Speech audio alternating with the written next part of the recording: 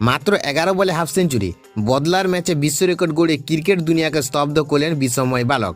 বন্ধুরা, আপনারা যদি দেখতে চান তাহলে ভিডিওটি শেষ অবধি দেখতে হবে, চ্যানেলটিকে সাবস্ক্রাইব করে একটা লাইক দিতে হবে এবং নোটিফিকেশন বেল আইকন দাবাতে হবে।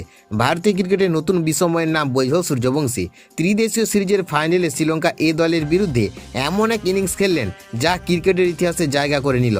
ম্যাচের শুরু থেকে আগ্রাসী মেজাজে ব্যাট করতে নামেন 15 বছরের এই তারকা। মাত্র 11 বলে হাফ সেঞ্চুরি পূরণ করেন লিস্টে ক্রিকেটে দ্রুততম অর্ধশত রানের বিশ্ব রেকর্ড গড়েন তিনি। শ্রীলঙ্কার বোলারদের উপর একের পর এক আক্রমণ চালিয়ে বৈভব মাত্র 29 বলে 94 রান করেন। তার ইনিংসে ছিল 10টি চার এবং 8টি বিশাল ছক্কা।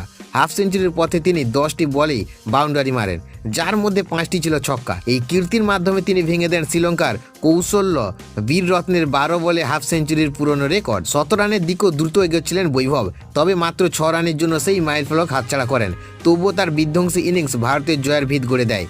চলতি সিরিজে আগে ম্যাচগুলোতে বড় রান না পেলেও সবচেয়ে গুরুত্বপূর্ণ ম্যাচে নিজের সেরাটা তুলে ধরেছেন তিনি। আইপিএলে দুর্দান্ত পারফরমেন্সের পর ইতিমধ্যে ভারতের টি-20 দলে জায়গা পেয়েছেন বৈভব। অনেকের মতে খুব শীঘ্রই সিনিয়র দলের জার্সিতে দেখা যেতে পারে এই উদীয়মান তারকাকে।